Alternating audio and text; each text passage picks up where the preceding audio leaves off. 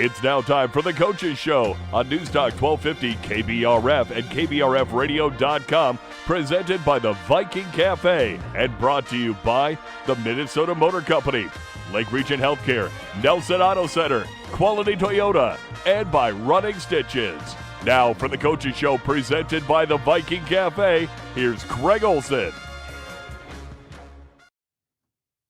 Hey, good morning, everyone. Welcome to the program as we are live on, of course, the KBRF YouTube channel and the Fergus Now app, as well as on News Talk 1250 KBRF with our weekly Coaches Show. Every week in the fall and the winter sports season, we bring you interviews with coaches from Fergus Falls, Hillcrest, M-State, and some area coaches as well as the season goes on. And it's all presented by the Viking Cafe in downtown Fergus Falls. I already had my breakfast from the Viking this morning. Nikki has that to look forward to, so good deal. But, yeah, Pat does a great job down there, he and his outstanding staff. And today we had bacon, egg, and cheese biscuit, and boy, did it hit the spot. So I would certainly encourage you to work the Viking into one or maybe more meals in this coming week. But we appreciate Pat and the Viking Cafe being our presenting sponsor of the Coaches Show. And speaking of the Viking, we do give away a $25 gift certificate weekly, and the way you get eligible for that drawing is to text Viking to 321-1926, 321-1926. You know, Nikki Weldy is the head coach of the Otter girls cross country team. Do you know why it's 1926, Nikki? 1926, the year they were established. Wow. She is on it. Yes, that's when KBRF, at that time, KGDE, which stood for Kills Gloomy Dull Evenings. That's great. So there's a little radio history for you, but that's coming up, what, next May, is it? October, next October. Year from this October, yeah, for the 100th anniversary. Wow. Anyway, I digress. Okay, we're going to start with cross country. And Nikki, you guys were at Ricori, which is your section course this year. Yes. But you didn't compete with their varsity girls. So give us a lowdown there. Yeah. So we were able to get into the Roy Griak invite in Minneapolis. It's on the state course. They vary it for this meet to not give an unfair advantage to the teams that can be there and those that can't. But the course is similar, and it's a good opportunity for kids to get down there and see it. It was a waiting list to get in, and we finally were accepted this year. So the problem is it falls on the same week as Ricori, and the other problem is that's the section site. So you do want to see that course.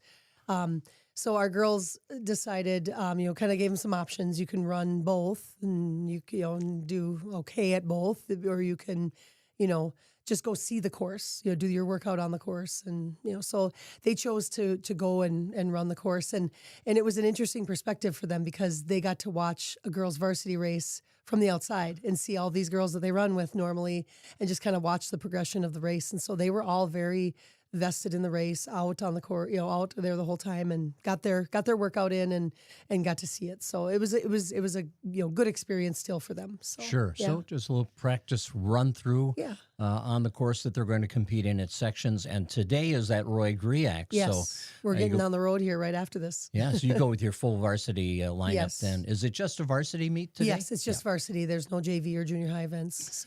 So at Ricori, it's not that you didn't have any Otters running because you had middle school and JV kids. Right, correct, yes. Yep, so we ran our kids in their normal events then from there on, and just it was strange having a kind of a gap in the meet. Us coaches all kind of, what do we do now? The girls are running, and just kind of watched what happened in the race and everything, but yeah. So what were some of the highlights from your younger kids, and how do you feel about where the program is at as far as the younger kids, the middle school, junior varsity runners? Are you feeling good about the numbers? Yeah, well, the numbers are low. I mean, there's just no doubt about it. I could use more girls coming out. We could really use that help. And, cross country is the kind of sport that it doesn't matter. I'm not necessarily looking for the fastest girl in Fergus Falls to come out, on top of everything. It's cross country is a sport where you come out and every meet is a chance for a personal best and an improvement and everything. And so we really just encourage kids in general. But it's a numbers game, to fill those 3 levels. It takes a lot of kids. And so, we're barely etching by with, you need 5 to score. And so we've got our 5, JV runners, and we have our junior high girls are just sitting right at 5 if nobody's sick. And so we have to be really careful, but yeah. Okay. Yep. What were some of the highlights from the meet at Rocori? Yeah, well, Olivia Bernstetter is a runner who came out a little later for us, and she's a junior who just had an excellent PR. And the conditions were not necessarily ideal. The humidity was just really something. I mean, you didn't really feel the heat, but it was just the breathing. Everybody coming across was just watching at the finish line. It was really tough. But so for her to pull off a really nice season, or personal best, was really, really fun. We have Lilia Ronovic has been running in that 8th spot for our varsity team, or JV and varsity. So she's just close to tipping into that spot. And she's a young runner, new to the 5K, kind of figuring things out. Had a really nice race. It wasn't a personal best. You can't always get a personal best, but to go from a Little Falls course to more challenging in Rocori, and with the weather and everything, all their times were just really, really nice. Yeah. You mentioned the 5K race at the varsity level. They don't run that distance at the middle school level. Yeah. How difficult is it, and I'm sure it's different for every runner, for you as coaches to determine when an athlete is really ready for that next level, that next challenge? Yeah, well, they don't really have a choice. Good point. The one year during COVID, they didn't run middle school races, but they wanted to include middle school, so we were doing all these unique triangular meets and everything, and the middle school had to run a 5K, and we kind of thought, there might be some kids that'll decide they don't want to, but they all embraced it, and that group has come through, and we haven't really looked at that as a challenge in the last few years because they kind of went through that couple of years, but we're finding that I have 8th graders that are already they talk about, I don't know if I'm gonna that's a 5K next year, and I said, remember, you're going to be a year older, a year stronger, you're going to have these 2 years of experience, and they jump in and they're ready. It's fine. Yeah. Is there a difference in the training, the off-season training, getting ready for a season where you're going to be running further distance? Yep. So we base, our training around a 5K, and then we modify. We have, varied workouts for the shorter distances. So you're basically training around that distance. And so it's a step up all the way through the program. It's not just, in the race, you're going to run a 5K, you're going to step up and take do the workout at that next level. So back to Rocori, the section course. You mentioned the varsity girls, getting a chance to watch the race and different perspective on it. What did you come away thinking about the section meet and the course that you're going to be running? How does it fit your runners? I think it fits us really well. We joke, and I've talked about over the years, in Fergus Falls, we're hill training all the time. You can't leave the school without climbing a hill very soon after leaving or coming home from the run. It's kind of a trick. So it's got a good challenge. It's got a slow rise to the finish line. And I think those things bode well for us. I know, talking to friends who coach in Moorhead and Fargo, they're looking for hills. They're looking for man-made dikes and hills to run, and so we're fortunate where we are to have that. And our course, is hilly. Pebble Lake it's hilly. It's a good challenge, and so the Rocori course has a little bit of everything, and I think it'll bode well for our kids. So watching that meet, and I'm sure most, if not all, of the teams that are in your section were there for the same reason you were there, to see that course and run that course. Who are the teams that kind of stand out? Alexandria won both the boys and the girls competition. But who are the teams right now that have the upper hand in the section? Yeah, well, Alexandria's moved to AAA this year, which is a big change, and it was interesting talking to their coaches a little bit at the meet, and that it's a big perspective change for them, and for all of us that are left. They were a big school in our section. Little Falls girls have really come together. They've got a couple young runners that have really stepped into roles on that team, and they're going to really be a powerhouse. Breck Wap is a combo that's in our section, and they're really strong, and we've been neck and neck with them. And I would have really liked to have run with them, but they'll be at our home meet, so it'll be fun to see. They're just good competition for us, and it really brings it out of the girls. So those will be, and Perham, of course. Good transition, because the home meet is Thursday. Yes, it is. Yes, I know I ask every year because I never remember, but the John Hermes Invitational, what annual? Oh my gosh, we were just talking about it the other day, and I think we're in the 60s. Wow. I feel like we're coming up on one of the anniversary ones. I have to look. Okay. We were just talking about on the bus, and I haven't had homecoming took over Friday, and I haven't had a chance to look at what the number is. But it's been around for a long time, and we've started a new tradition. We started last year where the race, the finish, the top 10 kids will receive, instead of a medal, they get a T-shirt with John Hermes' image on it, and it's a really neat, just classic cross country coach T-shirt. So it's a top 10 finisher. So yeah. Kind of fun. What do spectators need to know about Thursday as far as the schedule? I know it's hopefully the weather's, great. Yeah. Because it's such a great spectacle when you have all those teams out there. It is. Parking can be an issue, Yep. and try to stay off the highway. There's parking at the old trap chute, across from there, and there's parking down at the beach is a good option. And we start on the fairway, so it'd be the 10th hole, I believe. It's I run out there. I don't golf. You don't golf, yeah. I do a little bit, but so if they park at the beach, you're just right there. You can just hop on to where the start and the finish are. So it's just a nice, that's our home base kind of. And you'll have how many races? Well, we're gonna have we're gonna run the junior high. So we'll have a youth race at 3:45, and that's open to. We have an elementary youth program that we run, and Perham and DL and Alec bring kids, and we've got kids that come and run from other schools. Any youth is able to run in that race at 3:45. And then at 4 o'clock, we start with our 2 junior high races, and then we're going to run our junior varsity and our varsity together. So we'll have 5 races total.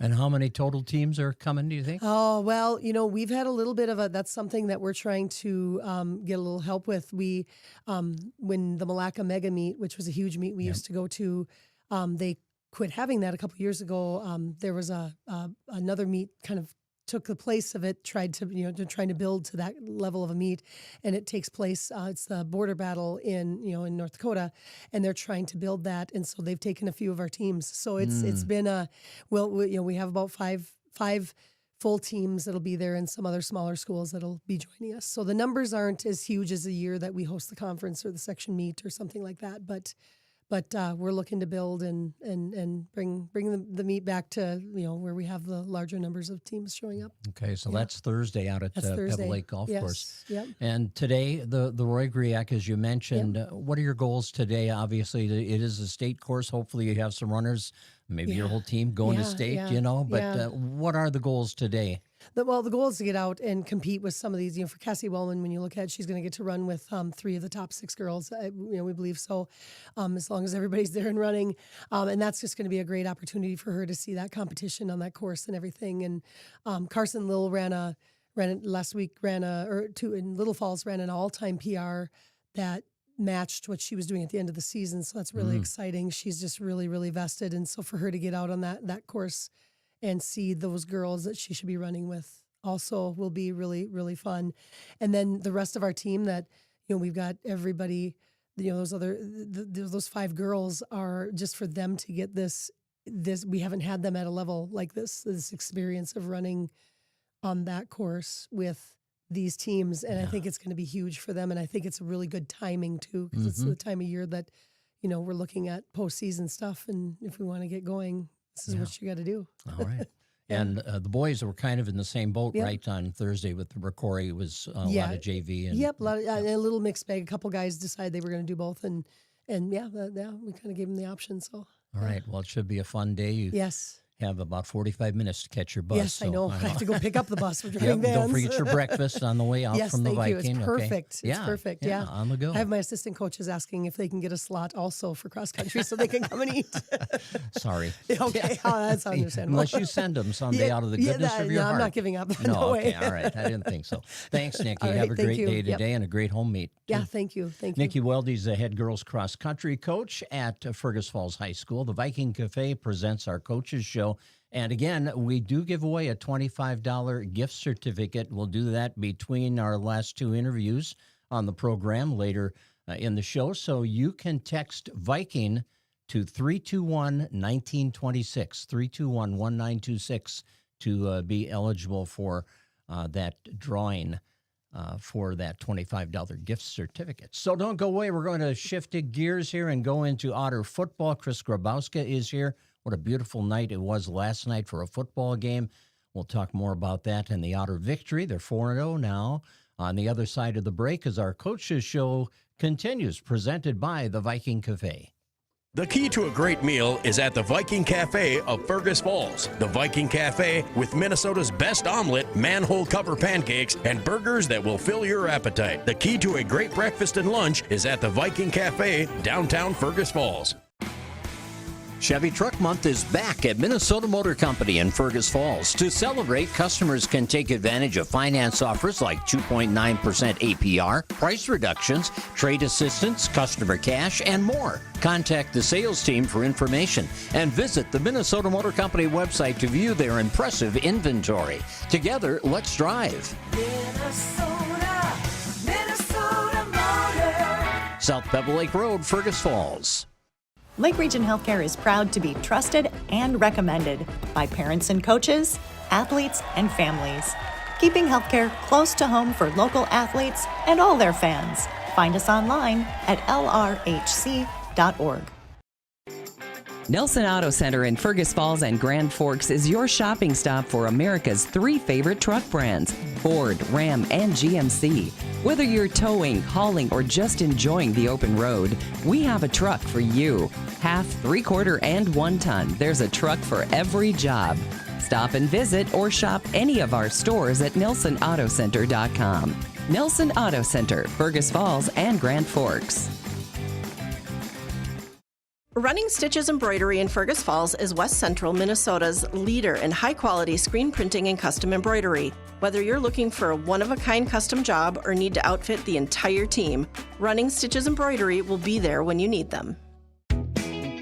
What's your number? I drove 60 miles to get a great deal from Quality Toyota. I drove 45 miles to get a great deal from Quality Toyota.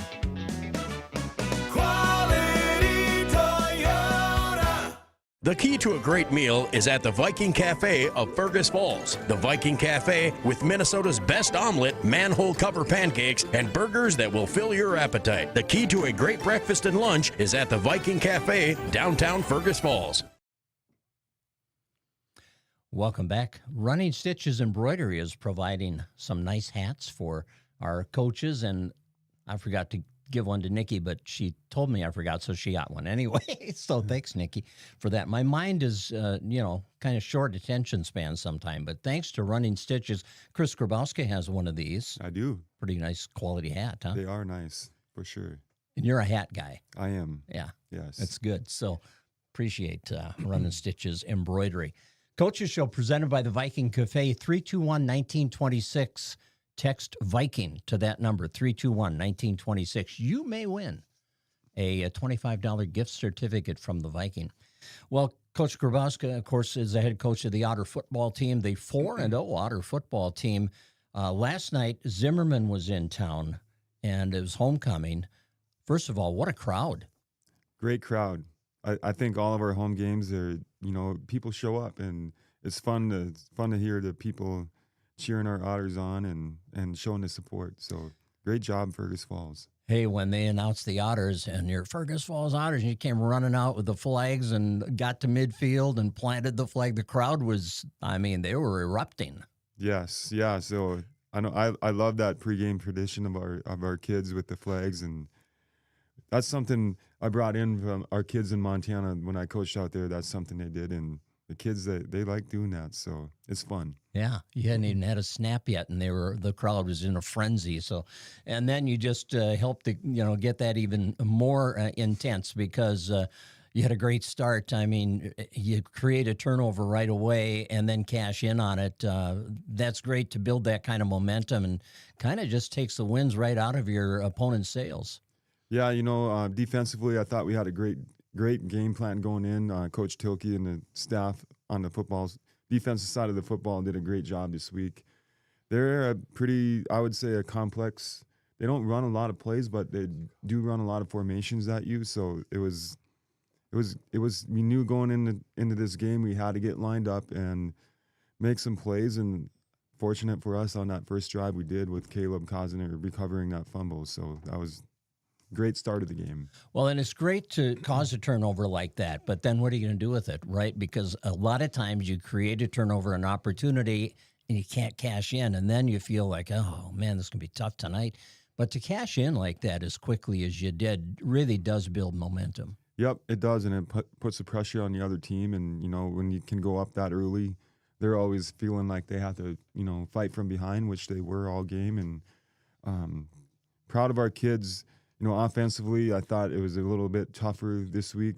Zimmerman's defense was really, really well coached. They had a lot of good players on their team, I thought. And running, they really took our run game away. So we had to go to the air, and even that was evident even on that first drive when we had a short field and had to throw it in the air to get the touchdown. So great job on our kids adjusting and going to the pass game when we needed to. Yeah, and what a great weapon to have, that ability to create space with your receivers and guys that can catch the ball, and a quarterback that can put it in a spot where it's only going to be your guy that catches it, because as many passes as Eston has thrown this year, you haven't been bit too many times by the interception or a tip pass. They're going to happen, obviously, but for the most part, in watching him perform and his receivers perform, he puts the ball in great spots. Yeah, you know, Pee-wee's put a lot of work in. Just kind of, he's a young quarterback. He doesn't really play like a young quarterback. His mechanics are great.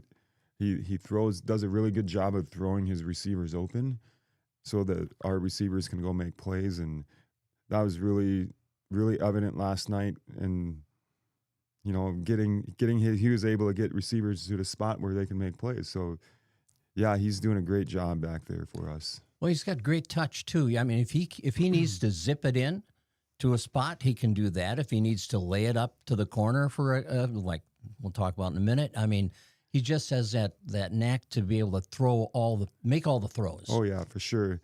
You know, and I credit that to him being a basketball player. That's why it's important to play multiple sports. Yep. You know, he's a basketball player. He's a shooter, obviously, so he's able to do that. He understands when he has to put touch on it. He understands when he's got to put it in a tight window and put some zip on it. Yeah. Yeah, it was fun to watch your offense, your passing game click last night. And you had a turnover on a punting situation where the snap didn't quite get back there, and all of a sudden, you know, after you'd scored that touchdown and gotten the momentum, and as football often does, the momentum shifted a little because now they're in scoring position.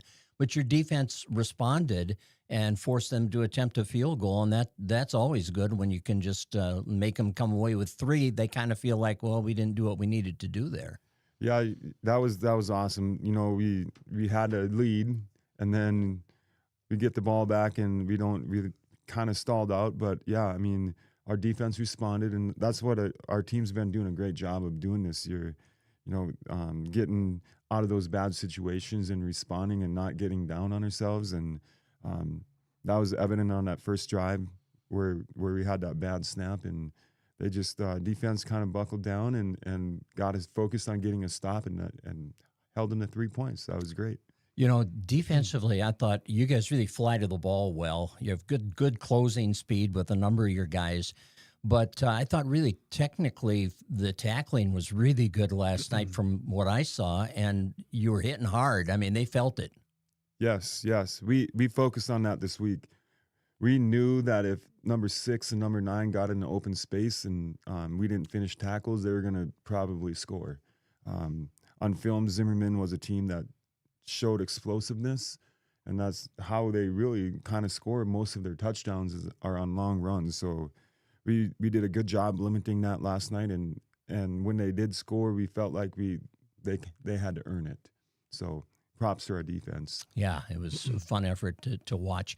After their field goal, so it's 7-3, and your offense again responded. You went 68 yards, and Isaiah Holmes made as great a catch as I can remember seen from the Otters. I remember Nick Risroot made one in the end zone that was still, it's embedded in my mind forever. This one will be too, but talk about Isaiah's athleticism and that play. I mean, you've coached a lot of football. Mm-hmm. Have you seen anything close to that play? Well, I'll say this: it's not every day you see that kind of a catch in high school football. That's pretty special when you can have those kind of plays and moments. But Isaiah's always been capable of making those kind of plays. He's just got a natural knack for the football, and he's got enormous hands. So, I mean, I watched it on the sideline, and like that ball hit his hand, and the ball just stopped. Yeah.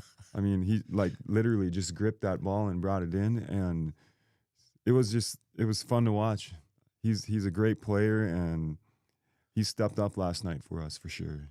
So that made it 14-3, and I think with that play, everybody's thinking, "Oh yeah, this is going to be a really good night," and it was, as it turned out. But again, Zimmerman's a good football team. They are. They were not down and out yet. They came back, cut it to 14-10, and actually had the ball again. And you could just, it was such a key point in the game. And your guys made a play. Your special teams, blocked the punt. Jeremiah Daniels, what a night he had. Yes, I mean, yeah, Jeremiah, he had a coming out party, and he's just, we kind of talk about that week to week because we got a lot of young players, and, well, I guess there's, even seniors, a lot of seniors on our team that don't really have a lot of playing experience. So we talk about every week, well, who's gonna show up and elevate this week? And Jeremiah Daniels did that this week, and he had an interception in the block punt.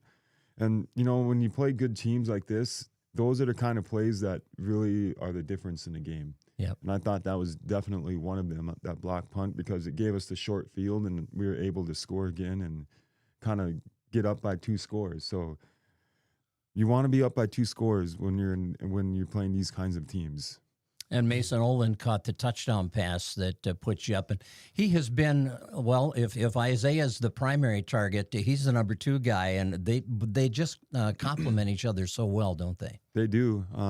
We have a lot of great receivers across the board. And I know after, Isaiah's first half, they put a little bit more attention on Isaiah. So we knew that there was going to be other options. That's what's so great about our offense is we do have those weapons, and we do have those options in our plays to look at other people.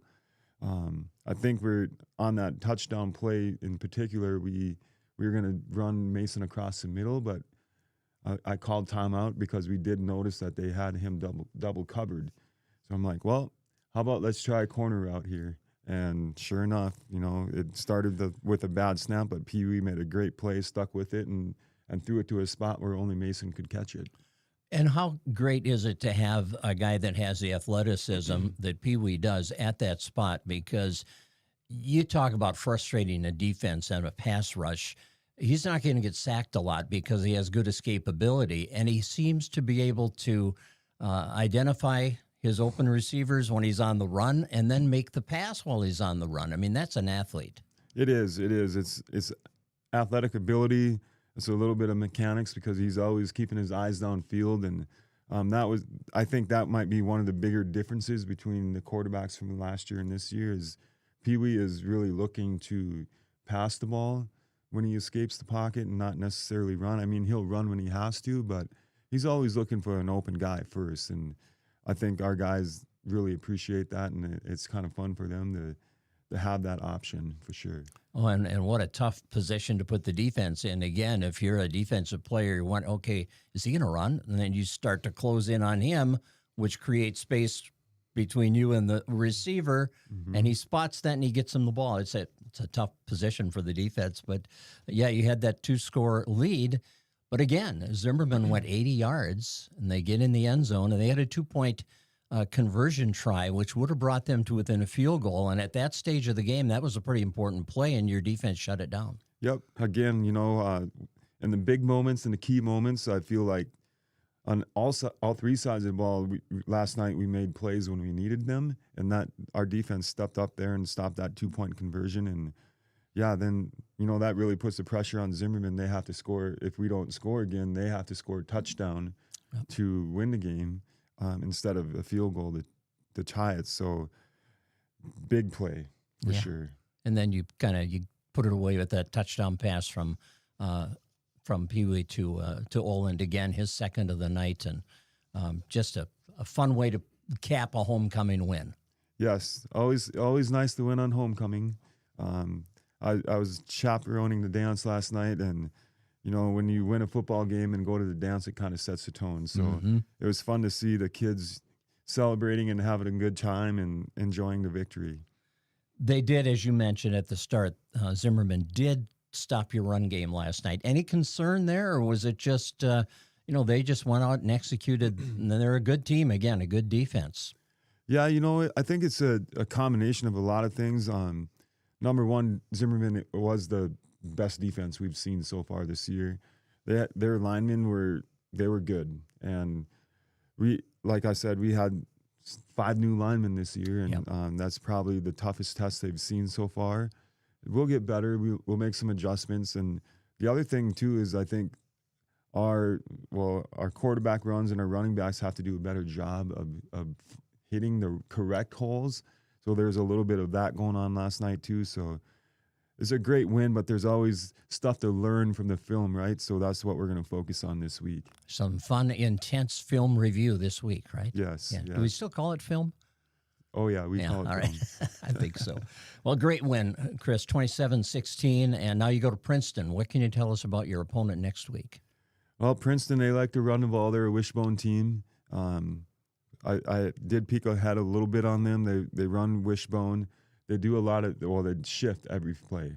So they start with 5 in the backfield and with somebody under center, and then they kind of do this gimmick shift every single play. So we just have to, again, be able to line up, execute our game plan, and just fly to the ball. So offensively, we'll see similar fronts to what we saw the last couple of weeks. So we'll just make some adjustments, come up with a game plan, and be ready to go. Sounds like your scout team has their work cut out for them this week, trying to replicate what Princeton does. I know that's always the toughest job, I say, in football, is being a scout team, trying to run an offense that's not even ours. Yep. So, but we got some guys on the scout team that they love it. They look forward to the challenge every week, and I appreciate those guys. They're probably the most important part of our team, and that's the beauty of football. Everybody has a role, right? And it's an important role, and it's not more important than somebody else's role. So they do a great job for us. That's why you need a 53-man roster or whatever they have. Exactly. Yeah. Chris, thanks so much. Congratulations on the 4-0 start and the homecoming win last night. Thank you. All right, Chris Grabowski, head coach of the Otter football team. Great win, 27-16, with final last night against a very good Zimmerman team. We're going to continue with our Coaches Show presented by the Viking Cafe after we take a break. Remember to text Viking to 321-1926 for your chance at a $25 gift certificate from the Viking Cafe. We'll be right back. The key to a great meal is at the Viking Cafe of Fergus Falls. The Viking Cafe with Minnesota's best omelet, manhole cover pancakes, and burgers that will fill your appetite. The key to a great breakfast and lunch is at the Viking Cafe, downtown Fergus Falls. Chevy Truck Month is back at Minnesota Motor Company in Fergus Falls. To celebrate, customers can take advantage of finance offers like 2.9% APR, price reductions, trade assistance, customer cash, and more. Contact the sales team for information and visit the Minnesota Motor Company website to view their impressive inventory. Together, let's drive. Minnesota Motor. South Pebble Lake Road, Fergus Falls. Lake Region Healthcare is proud to be trusted and recommended by parents and coaches, athletes, and families. Keeping healthcare close to home for local athletes and all their fans. Find us online at lrhc.org. Nelson Auto Center in Fergus Falls and Grand Forks is your shopping stop for America's 3 favorite truck brands, Ford, Ram, and GMC. Whether you're towing, hauling, or just enjoying the open road, we have a truck for you. Half, 3/4, and 1 ton, there's a truck for every job. Stop and visit or shop any of our stores at NelsonAutoCenter.com. Nelson Auto Center, Fergus Falls and Grand Forks. Running Stitches Embroidery in Fergus Falls is West Central Minnesota's leader in high-quality screen printing and custom embroidery. Whether you're looking for a one-of-a-kind custom job or need to outfit the entire team, Running Stitches Embroidery will be there when you need them. What's your number? I drove 60 miles to get a great deal from Quality Toyota. I drove 45 miles to get a great deal from Quality Toyota. Quality Toyota. The key to a great meal is at the Viking Cafe of Fergus Falls. The Viking Cafe with Minnesota's best omelet, manhole cover pancakes, and burgers that will fill your appetite. The key to a great breakfast and lunch is at the Viking Cafe, downtown Fergus Falls. Welcome back to the program. Saturday morning, we're talking Fergus Falls volleyball right now. Sabrina Noon is with us, the head coach of the Otters. Okay, what's the deal, Sabrina? It's homecoming week, and the volleyball team's on the road twice. Yeah. What is the deal? I don't know. I mean, I thought, wait a minute here. You got to be home one night. I know. That's a struggle we kind of face year to year. So our girls took it with as much as they could, and we traveled twice. Well, and that's tough during the school week, too, when you do two like that, because you went to Sartell and then to Ricori. Yeah, two really big games, and especially with homecoming week, it's a busy week. I mean, those kids are loaded from, sun up to sundown, and so, the wear on the girls is big. A lot of events, a lot of activities, super fun week, but just really hard on their bodies. Yeah, you start with coronation on Monday night, Yep. and then, now I got to go to Sartell, and then you got ready to go to Ricori, and now it's football Friday and Powder Puff game and all that stuff. Yeah, and you just have to hold your breath during those Powder Puff games. Oh, yeah. Because, we did have a scare even on the Powder Puff game, so, we just have to deal with them. Brooke Zierden got Well, I'm sure some of your knocked girls around a little bit.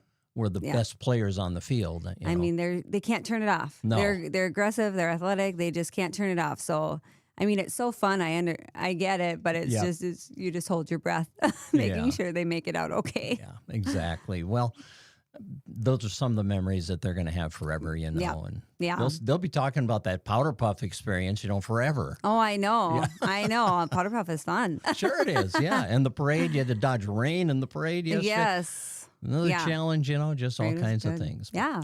All right, let's talk about the volleyball team. You at Sartell, you played 4 sets, and the one constant here in every one of your matches, it seems, is you're having tight sets. I mean, it's not like anybody's getting blown out either way. Yeah, and even with the Sartell night, we didn't play as we normally do. And, we kept them kind of tight. But, there's a lot of adjustments we could have made, and we just kind of struggled in that area. But other than that, our girls kept their heads high, and, they were still fighting. But they were close matches. They did have a middle that could flat out hit the ball. And she was one that we really struggled kind of adjusting to defensively regarding, getting the block up on her either slower or faster. She ran a lot of fast, and she ran a lot of high.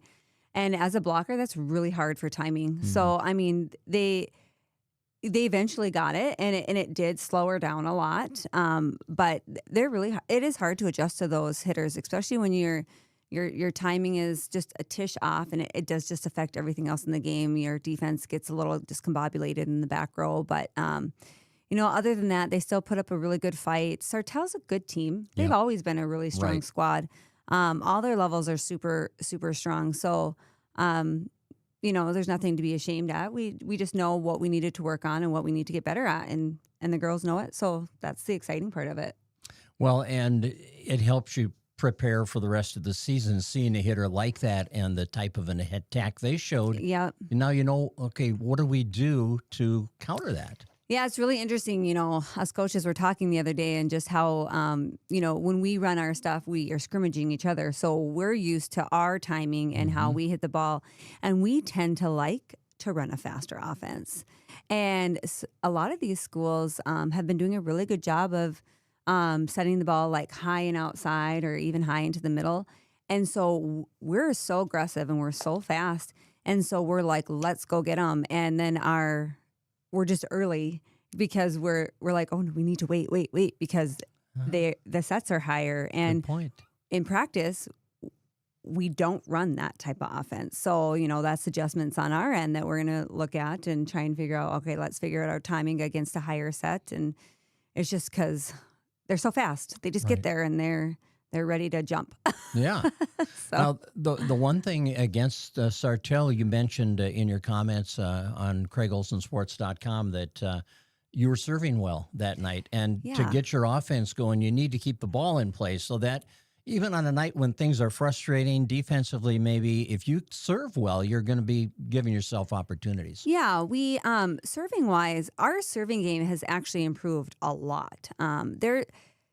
It's really fun this year, giving spots to these girls and them taking it and going with it. And it's really neat to see the chaos it creates on the other side of the court. And even though it may not always come out as an ace, it creates an offense for us. So that's super exciting. And another thing that's exciting is our offense is starting to really open up their eyes on different routes they can start running when we do get like in that little bit of a hole. Is like, I don't need to keep hitting from the outside. I can come in through the middle. I can run this route. And it's kind of fun because they're starting, we're starting to incorporate that a little bit more. And, when you give them something, their eyes just light up and they're like, yes, let's do that. It's really fun. So we just need to incorporate that a little bit more. And I think we'll see some more success out of some kills because we have such great hitters and our defense is really well and our setters are playing the ball well. And I mean, it's just, there's a lot of good things happening. And we're just a little bit short. So, and we're getting there. And then, against Ricori, same thing. I mean, we come off a bus and, getting warmed up. So the first game, we were kind of getting settled in. But we still stuck in there with them. And then the second and third game it was neck to neck the entire time. We had a couple lulls that we just had trouble getting back from. Our hitting was good. We really adjusted well defensively to where their hitters were hitting. And, there were a few unfortunate calls that kind of, at the very end of the game, close 25, could have been a 25-25 game. And unfortunately, call didn't go our way and ended the game. Yeah. And it was kind of a momentum killer a little bit. But we still came back the next game and still fought hard. And, our setters are really doing a good job of spreading that ball around. We look at our kills and they're just spread across the board from our hitters, and it's really exciting to see. So. That's Aubrey Ade and Maddie Brimhall are doing your setting. Yeah. And you talk about the balance on the kills. I mean, you had Isabel Landberg and Brooks Zierden and Rachel DeBrito. I think it was 8-7-7 that night. Yeah. Yeah. So they do a really good job, and a lot of those kills aren't even out of their position. So it's out of our serve receive, and they're hitting very good. Sometimes they see the block very well and they can hit around it, and the girls have the other team struggle shutting them down when our serve receive pass is there because we have such a strong approach going into that serve receive ball when our pass is on. So it's really interesting. You can just feel the momentum off the pass. And I almost want to celebrate as soon as the setter sets the ball because I'm just like, there it is. Yeah. There it is. I mean, you can just feel it. So have your passes been pretty consistently on? Yeah, they have been. There's a couple servers from the other teams that are tough. Yep. I mean, we face some really tough servers. And so my girls do a really good job of shifting. And what I mean by shifting is, we have our 3 passers back there, but we have options of other passers. And, if we kind of get in a lull, and it's not even on the passing end, it could be how we're running our routes in the front row. But if our passing isn't quite there, our girls do a really good job of saying, all right, shift. We put another person back there, a girl steps back, and it lets someone else kind of in the mix. And it's not always necessarily, it's just kind of a change, and it kind of mentally affects the other team, like, oh, they just shifted their passers, and it helps, but they do a really good job of that. There's only a few times that we need to do that, but they're really good about adjusting to that. So that's fun to see too. Well, and you have a number of girls who are digging balls for you pretty consistently. Hannah Johnson's your libero. Yeah. But Carly Hurst is back there. Brooke Zierden's been doing a great job with the digging, and Isabella Landwehr. You get a lot of people. Yeah, and the digs are really high this year too. They're doing a good job of reading. They're really focusing on staying disciplined. on coming from the outside of the block, and it's so hard as a player. I've been there before, and you just want to get in there and you want to dig it. It's hard going to your spot first and then reacting after. And so they're really working hard, and I think it's really paying off on that end. You know, I didn't get to meet with you last Saturday, but I got to touch a little bit on our DL game. Yes. We came down, 2 sets, and that was such an exciting day. I didn't talk about that one with you yet, had I? No. You haven't. Just because we rotate every other week. Right. And so, our DL game was electricity in the gym. I mean, we were down 2. The girls came back. They made adjustments at the net, and they turned it on. And I still get goosebumps when I talk about that game. I don't know if you can tell. It's super energetic. So we have such good moments, and we face such hard competition, and so a loss is sometimes a dig to your ego. But these girls are doing so many good things, and they are such a strong team. And so we're only halfway there, and I just am really excited for the last part of our season because I mean they're going to do some really good things. We'll have to overcome a 2-0 deficit and close it out. And DL didn't know it hit him.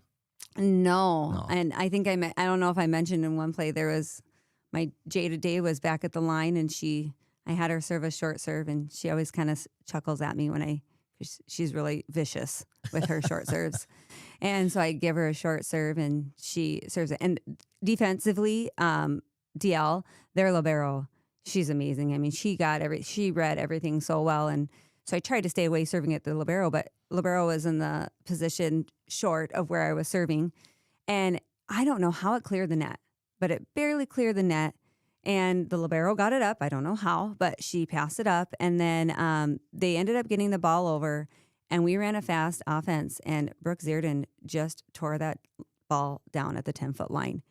And at first, I'm like, my jaw's dropping from Jade's serve, and then my jaw's dropping from Brooke's hit, and I'm just like, what is going on? It was just amazing. So it's really fun when they can piggyback those really big plays off of each other. Don't you love it when a plan comes together? Yes. Yeah. Yes. And it did.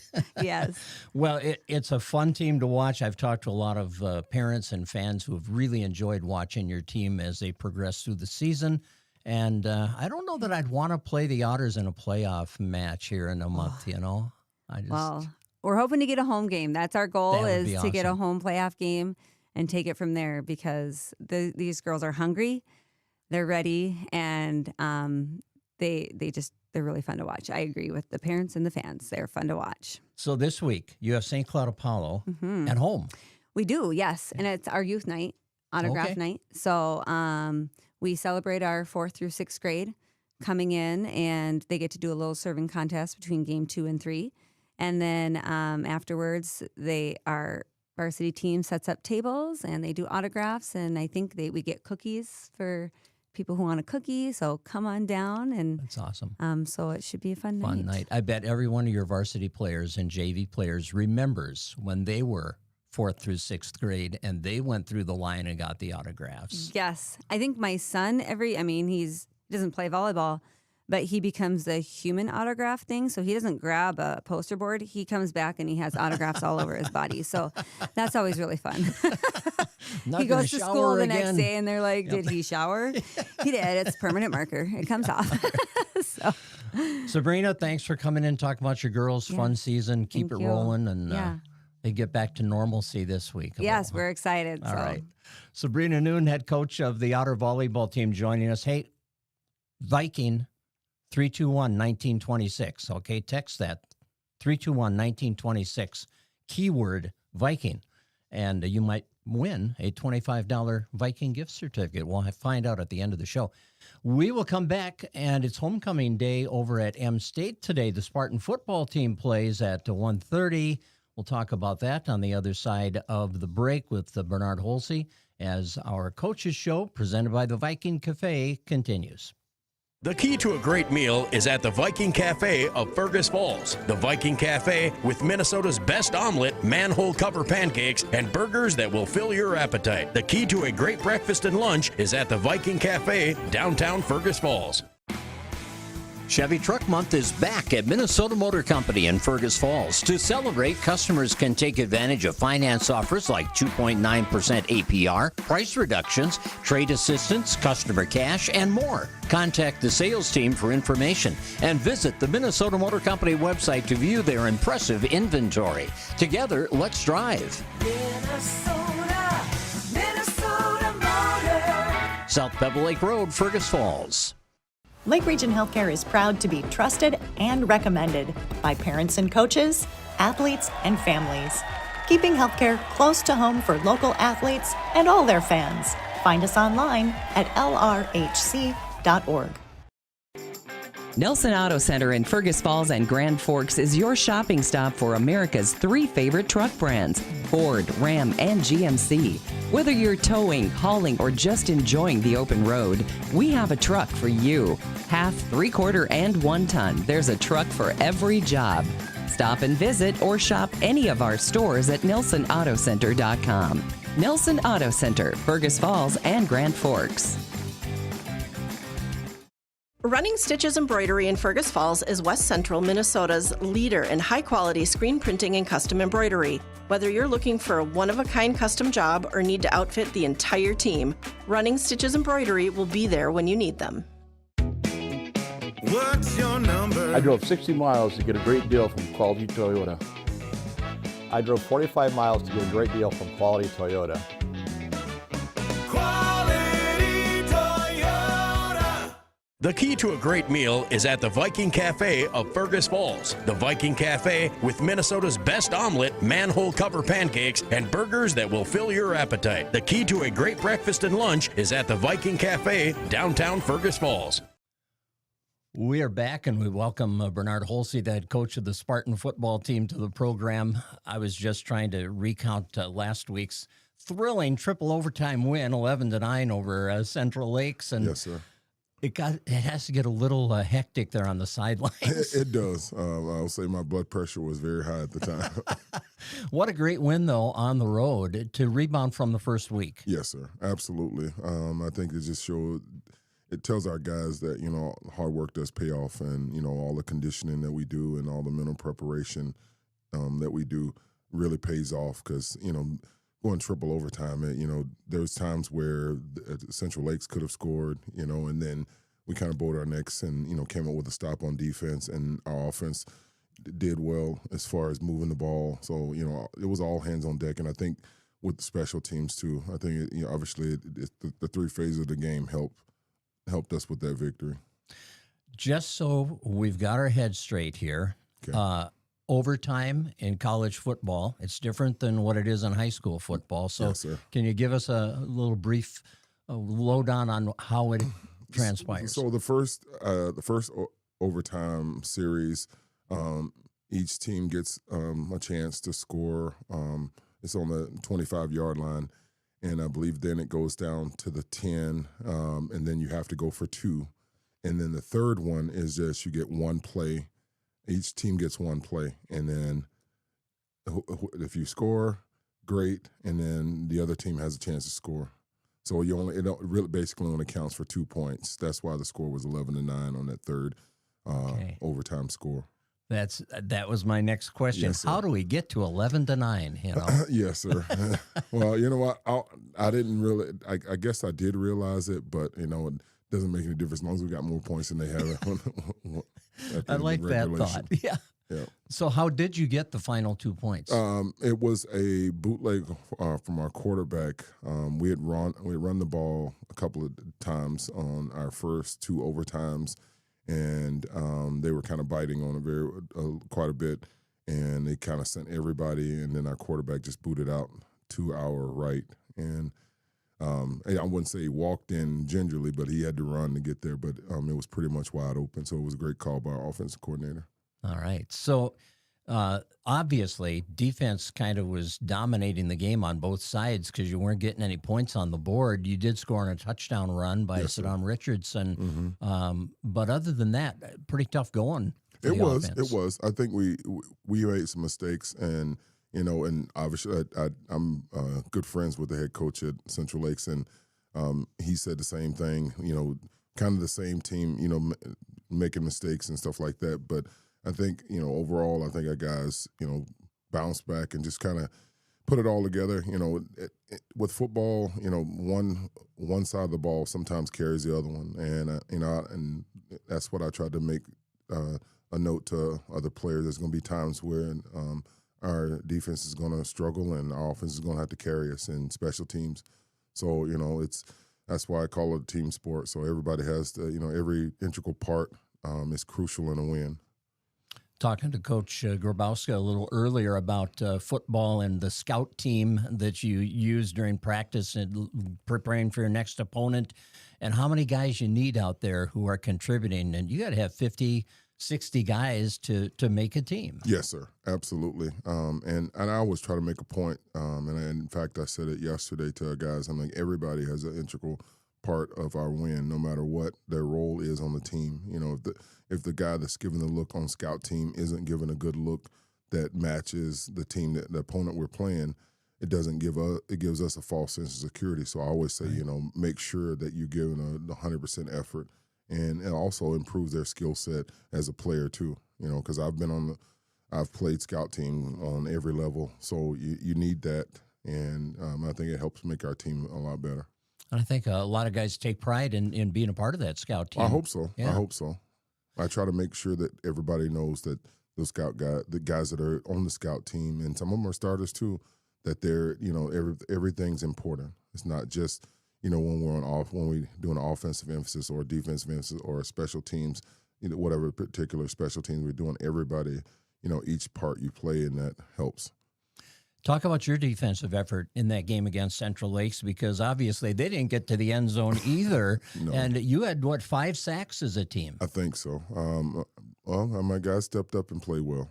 That's all I can say. I mean, they bought into our defensive scheme and our game plan, and, some guys, shined above others, but I always try to point out that, the guy that makes the play is not always the guy that makes the play, so to speak, because I always point out that the other guy, if this other guy doesn't do this, then that play doesn't happen. This guy doesn't get the sack, or we don't get their interception. All parts. Everybody plays an integral role in the accolades that the one person gets. So maybe we need a new stat category: sack assists. I right? wish. Yeah. Because I know Tennille Nelson had 4 sacks Yes, for you. sir. He did. So he had to have some people freeing him up too. Oh yeah. Well, I mean, that. he did have help, and it helps when your secondary is playing well and the yeah. linebackers are covering too. Because I always tell guys, if the secondary is not covering well, no matter what, if you're getting to the quarterback, somebody's open, and it works, both ways. With if their defensive line, isn't getting pressure on the quarterback, that puts our defensive backs in a pickle, so to speak. Right. Yeah, those coverage sacks are pretty important. As far as your kicking game, you had 2 field goals. Yes, sir. Who's doing the majority of the kicking for you? Because you've got 3 guys on the roster, I think. Yes, sir. Bailo Diallo's been kicking field goals for us. We got, and Mark Vaugh's been doing kickoffs, and we also have Parker Wren as our punter. So all of them play an integral role, and they all practice doing all 3 roles. So it helps, and I don't think there's any jealousy. I want to start on this or not. And I think everybody accepts their role, which is good, and understands, hey, this is what I do better. This is what we need out. This is what I need to do to help, make my team better. So I like the fact that they're unselfish in that way. Good win on the road. Yes, Just always good to get that first one in the win column, Yes, sir. Especially bouncing back from a tough first week. Mm-hmm. Well, now the 3rd week is here, and you got a tough opponent today. They're very tough. Yeah, Cyan. NDSCS. Yes, sir. They are very tough. So what do we expect to see from them offensively? What are you going to have to do well defensively? We're going to stop the run.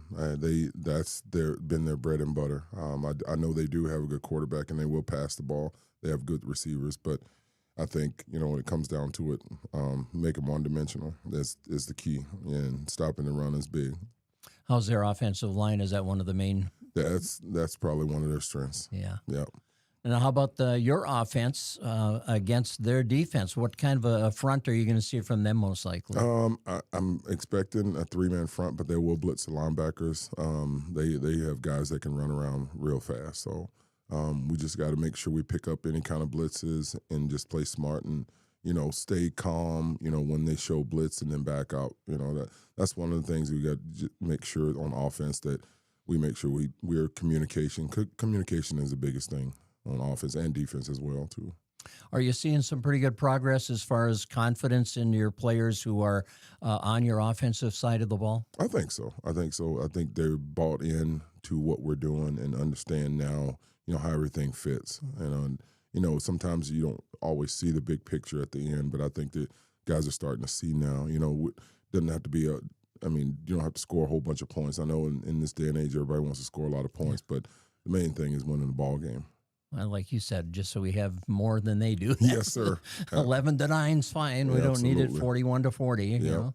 So Saddam Richardson got your touchdown last week and more carries than anyone. I think. Are you settling in on? Is he kind of your feature back? Are you going to have a feature back? Are you going to spread it around? How's that going to go?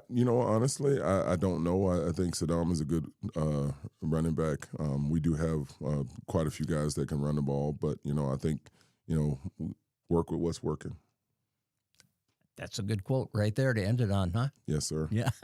Well, Bernard, hopefully you have a really good, sound game today against NDSCS. Good day to watch football, I think. Hopefully the rain's all behind us. I'm hoping so. Yeah, your field hopefully didn't take a lot of water. No, it didn't.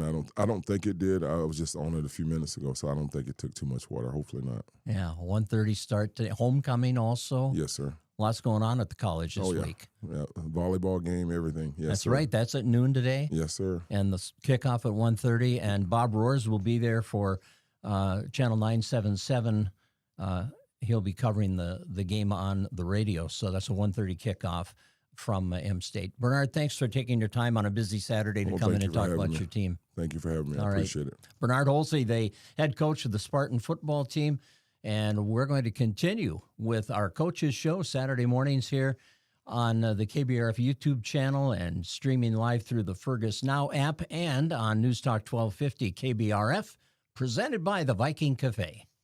The key to a great meal is at the Viking Cafe of Fergus Falls. The Viking Cafe with Minnesota's best omelet, manhole cover pancakes, and burgers that will fill your appetite. The key to a great breakfast and lunch is at the Viking Cafe, downtown Fergus Falls.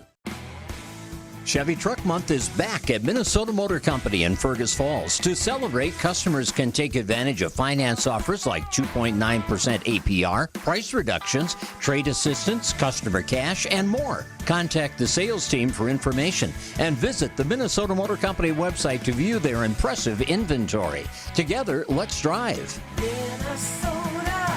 Minnesota Motor. South Pebble Lake Road, Fergus Falls. Lake Region Healthcare is proud to be trusted and recommended by parents and coaches, athletes, and families. Keeping healthcare close to home for local athletes and all their fans. Find us online at lrhc.org. Nelson Auto Center in Fergus Falls and Grand Forks is your shopping stop for America's 3 favorite truck brands, Ford, Ram, and GMC. Whether you're towing, hauling, or just enjoying the open road, we have a truck for you. Half, 3/4, and 1 ton. There's a truck for every job. Stop and visit or shop any of our stores at NelsonAutoCenter.com. Nelson Auto Center, Fergus Falls and Grand Forks. Running Stitches Embroidery in Fergus Falls is West Central Minnesota's leader in high-quality screen printing and custom embroidery. Whether you're looking for a one-of-a-kind custom job or need to outfit the entire team, Running Stitches Embroidery will be there when you need them. What's your number? I drove 60 miles to get a great deal from Quality Toyota. I drove 45 miles to get a great deal from Quality Toyota. Quality Toyota. The key to a great meal is at the Viking Cafe of Fergus Falls. The Viking Cafe with Minnesota's best omelet, manhole cover pancakes, and burgers that will fill your appetite. The key to a great breakfast and lunch is at the Viking Cafe, downtown Fergus Falls. Welcome back to the program. We are talking girls soccer now. Paul Hicks, head coach of the Otters, is joining us. And 2 games this week, homecoming week. I talked about that with Sabrina a little bit earlier, and there's so much going on during homecoming week, Paul. And it's a packed week. Oh, yeah. And And Monday starts it with the coronation, and then you've got to play soccer on Tuesday. And is it hard? Do you worry about distractions as a head coach during this week? It's not. It's more the burnout, I think. Even though there's a lot of, it's a different kind of distraction, so it's something fun for the kids to do, and it gives them sort of hopefully something to focus on. Obviously, we had 2 losses last week, which was tough, but at least you've got kind of the homecoming and the parade for kids to hopefully get out and enjoy themselves at. Yeah, and you started on Tuesday behind right away to a Wilmer team that is, well, I think you're pretty evenly matched with them, really. But when you get behind early in soccer, you get on 2 goals early, that becomes pretty tough. Yeah, no, Wilma seemed to have a plan. It was kind of get it to their number 5, and she was quick with the ball too. And so it took our defense a few minutes, and then once they kind of figured out who to mark and how to mark. I mean, I think we had the lion's share of the possession and the lion's share of the shots. We just kind of got unlucky and just couldn't put the ball in the back of the net. When you run up against an opponent that has a player like that, what is your strategy? Do you have 1 or 2 girls that you give that role usually of, hey, you're going to mark that girl and stay with her? It depends on the team and how well we match up. With Wilmer, you feel comfortable enough that as long as they are communicating and know where someone like that is, we feel safe with the back line that we've got, that they're able to contain it. Others, you never know. I mean, we might try and kind of just say, this is your girl. Wherever she goes, you go. And that's worked for us in the past too. It just, it depends on kind of where the rest of the team falls within the sort of situation. So you're down 3-0 at halftime, and then no goals the rest of the night. So obviously you made some good adjustments there. Were you also creating some opportunities offensively that just didn't get into the net? Yeah, we kind of the ball seemed to just be a magnet going straight to the goalie's hands. I mean, every time we had a few good breakaways, we were kind of constantly putting pressure on, and it was just one of those nights where every shot just seemed to go right into the gloves of the other keeper instead of kind of hitting the corners like we tried to. Where do you feel your team has improved the most since the start of the year? Is there any one area, the midfield, the defense, the attack game, where you've just seen growth, or have you done some shifting around there? We did some shifting from earlier to set up a different formation that seems to have helped. It's kind of declumped the middle. But what we like that we're seeing is we actually are passing with an intent. We're actually looking like we've got flow going through the game, and we've done a lot of things that we haven't done in a lot of years. I mean, we scored against Alexandria and we scored against Sartell, which are 2 things that have taken, has been years since we've done, and we've been able to kind of hold them and frustrate them, which normally has been a tough challenge. I mean, they are 2 really good teams, and the girls are actually stepping up and playing how we'd like them to play and seeing the fruits of that labor in the way that they are playing and knowing they're playing well, which is what's nice too. You see the score from Sartell, 7-1, and then you see your comments about how you thought this is as well as your girls have played against them for a while. It's like, wait a minute, it was 7-1, but you can find good things no matter what the score is, and you fell behind early and then played them pretty even, after you were down 5-0 the rest of the way. Yeah, the second half was fantastic. And what Sartell do well is those little things. They're very sort of strong in their pass. They hold their formation well. And so sometimes when you get passed around, you can kind of lose yourself. And that's when the midfield kind of sag back into the defense. And sort of the offside trap doesn't work, or they make their break and they can get through. Whereas in the second half, the girls held their positions, knew when to tackle, when to kind of jockey. And yeah, I mean, the second half showed a much stronger, more focused team. And it is tough. I mean, once you kind of get one, especially like if you look at the Sartell, they got kind of 3 goals in 3 minutes. And it's hard to not hang your head and feel a little down on yourself, and that's when kind of another one can happen or another, and then it's pulling yourself out of that well and getting back into the game and knowing that you are doing a good job. And it's so important in that situation to have girls out there who can get their teammates positive and get them flowing the right direction, because as a coach sometimes, you can talk to your blue in the face, but if Yep. a teammate starts doing the encouraging and the leading on the field, that makes a big difference. No, and I mean everyone from the bench through the team shows it in different ways. I mean the bench was really loud that game. They were really loud to Wilm. I mean they've been fantastic. And then you have sort of the girls that are loud, and then you have the ones that just grab the ball and force their way into doing something good. So we've got a great mix of kind of both, which really helps. Aubrey Nelson got your goal, Mhm. and that was one of those situations maybe where she kind of forced herself into that, right? Yep. No, she took a shot. She picked up the ball, took a shot, and then was able to crash her own rebound, and that was fantastic. And to have the wherewithal to actually know to crash is those are those little things that we've kind of been working on, rather than kind of shooting and turning your head, actually going at it. And so they're starting to sort of realize that if you keep pushing forward, good things can happen. Well, how huge to have that example now to Mhm. show them here. This is what we've been talking about, girls, and now Aubrey just did it. See? Yeah. So Yeah. hopefully you build off that. No, and that's the goal, is every game to just get a little bit better and pick the parts that you like and try and forget the parts that you didn't.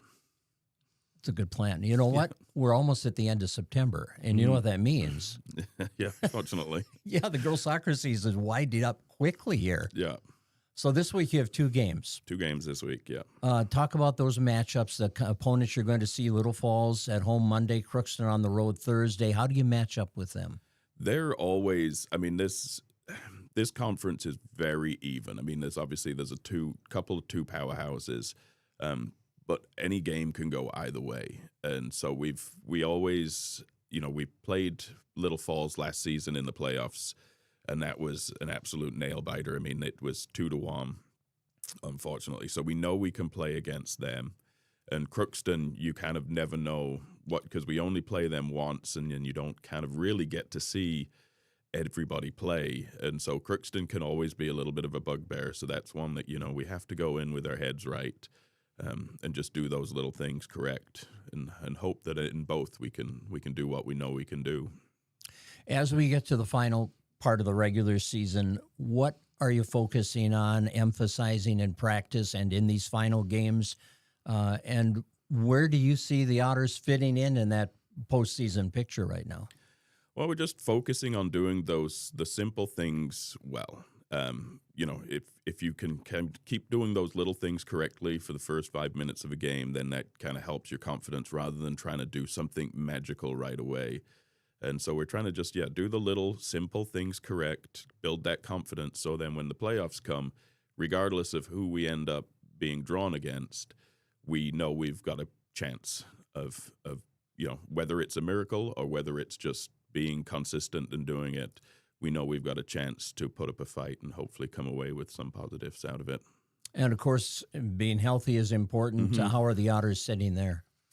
Oh, we've been taped up since day one. But the girls battle through it. I mean, I know our defense, I ask a lot out of our defense and our mids. I mean, I ask a lot out of all of them, and they've all got like little niggles going on.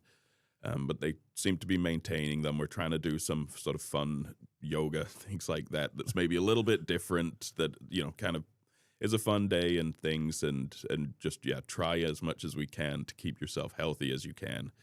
So by the time the playoffs do roll around, we're in good shape. How's your JV team doing right now? JV's doing really nice. It's great to see them sort of break out. They've just got to find that consistency.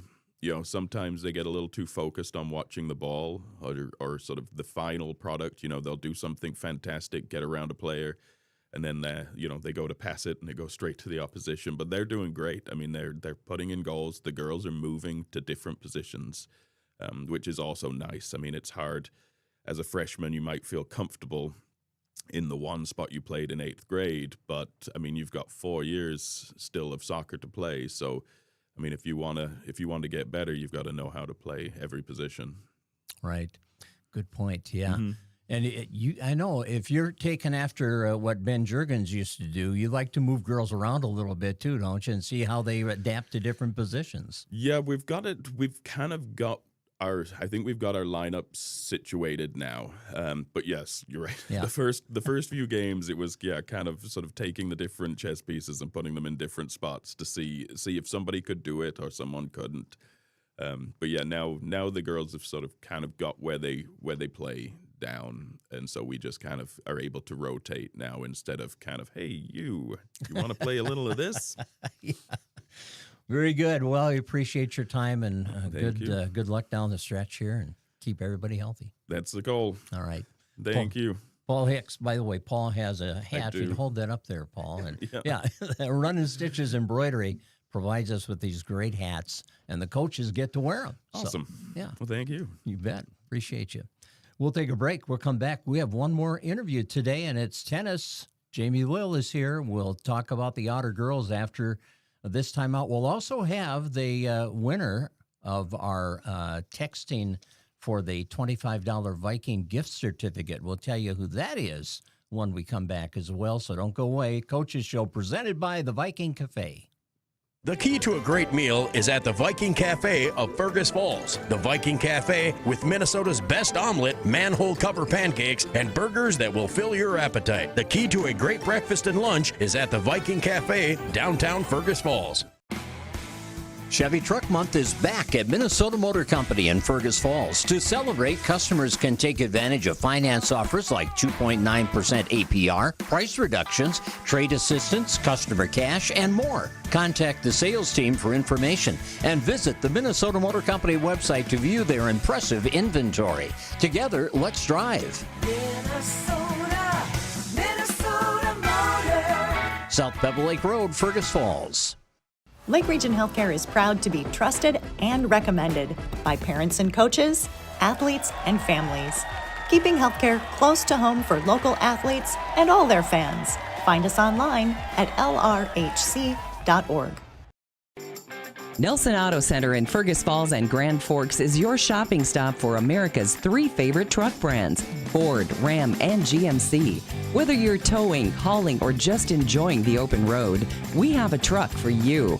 Half, 3/4, and 1 ton. There's a truck for every job. Stop and visit or shop any of our stores at NelsonAutoCenter.com. Nelson Auto Center, Fergus Falls and Grand Forks.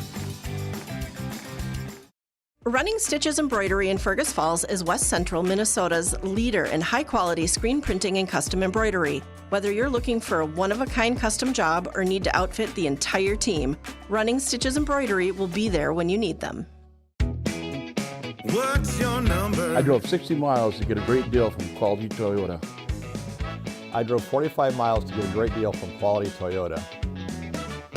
Quality Toyota. The key to a great meal is at the Viking Cafe of Fergus Falls. The Viking Cafe with Minnesota's best omelet, manhole cover pancakes, and burgers that will fill your appetite. The key to a great breakfast and lunch is at the Viking Cafe, downtown Fergus Falls. Welcome back to the show. Hey, I've got a winner. Viking Cafe $25 gift certificate. Drum roll, please. I don't know if we have one of those. Jamie's providing it. Debbie Walter from Fergus Falls is the winner. So there you go, Debbie. Enjoy the Viking Cafe. And today we've got bacon, egg, and cheese biscuits. Mm-hmm. Boy, they were good. Did you have your biscuit? Mine's waiting for me. Okay, all right. Yeah, well, so hurry up. Yeah, will ya? let's go through this. Okay. Jamie Lill is the head coach of the Otter girls tennis team. And, you know, your team has been phenomenal. 16-1? 16-1 now, yeah. First loss, Alexandria. But, you know, I was thinking as I was looking at stuff, this has been quite a year for your tennis team as far as great win over Brainerd again, and that was something that never happened for years until you started doing things last year. And now beating St. Cloud, that used to be like an impossibility to beat St. Cloud, and you beat them 5-2 this week. There's a lot of fun things to celebrate about this team. Yes, this team is pretty special, and we've been enjoying the ride the whole way, right? And coaches have to say this, but after our loss on Thursday, we're going to spin that like it was a good thing. We got that out of the way. We don't want it to happen the first round of playoffs or something like that. So we got our first loss. And the great news, we see Alec again this week. So we get to go back at that. It was a 4-3 super tight match. And we get to try again. So sports has so many redemption stories, and rivalries and just great. Yes. We're going to even it out this Yes, week, absolutely. So do you change your lineup for that second meeting with Alexandria? Yes, we know exactly what we will be doing. So Okay. we saw what they had, where they had it, and we know what we'll do. Our approach this week will be, but it should be very exciting. We'll be close again. They've got great athletes over there, and but so do we. Absolutely. And you have been on the move this year because of the weather, because you played indoors again. Yes.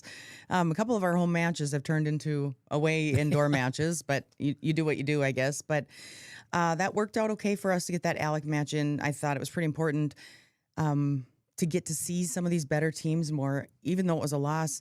We've had plenty of matches where we roll through 7-0, and while that's fun and great, we need to be prepared for what is to come on the horizon for us. And so to make sure we got that in, we moved it indoors, and that was a good thing for us. What were the highlights from that meet against Alexandria?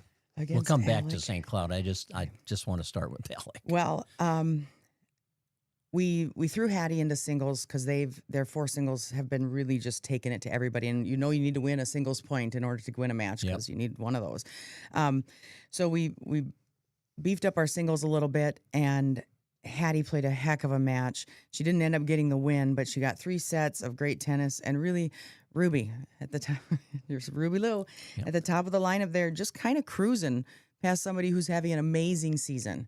Wow. So Ruby played really, really well. And then we knew that our 1 doubles, we brought Kai up and paired her with Ashton, and those 2 are a couple little Spitfires out there. And that was one of the ones that we were like, well, we hope we can get that. And those 2, there was no way they were going to lose that match. The first set, super tight, super back and forth. It ended up, we got it 8-6 in a tie break. So then we got that set, and those 2 just cruised the next set and got that. So that was pretty exciting for us.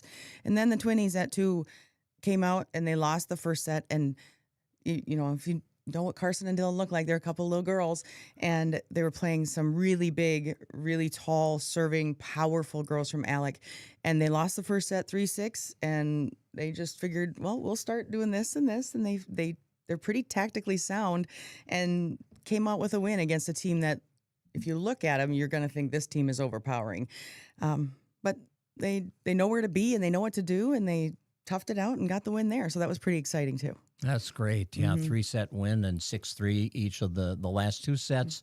And the bigger they are, the harder they fall, they say. Yeah. Well, I've heard that that was a good one. That was a good one for us. So, but we'll again, take it. 4-3 loss, and now you get a chance to face them again at Alec on Thursday afternoon. That's part of a triangular, is it? Yes. Yeah. So okay. we'll get some other tennis in that day too. And when I was looking through Alec's stuff, our 4-3 loss to them was the closest match they've had this year by far. They had sure. won 5-2, and then most of the time they're sweeping their matches as well. So Because they're undefeated too, right? Yeah. Now they're 18-0, but Yeah. look out. Yeah, exactly.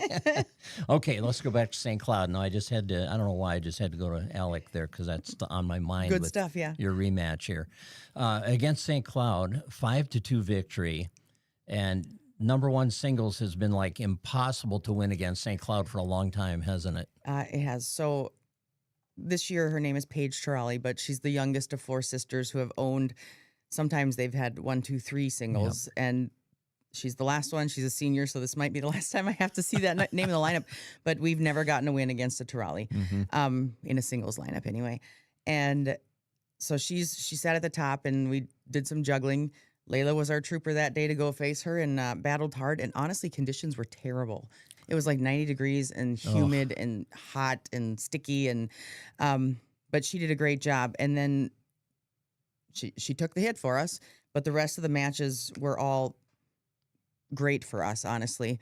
Hattie, 3-set in singles, went out and did her business. She dropped the first set and then came back, and the scores of 6-2, 6-1, her winning 2 and 3 don't sound that close, but it was intense the entire way. And Hattie is so intense, good at just staying mentally tough out there. And she soaks in everything that coaches have to say, and she's thinking and she's working hard all the time. And so that was a huge comeback win for her.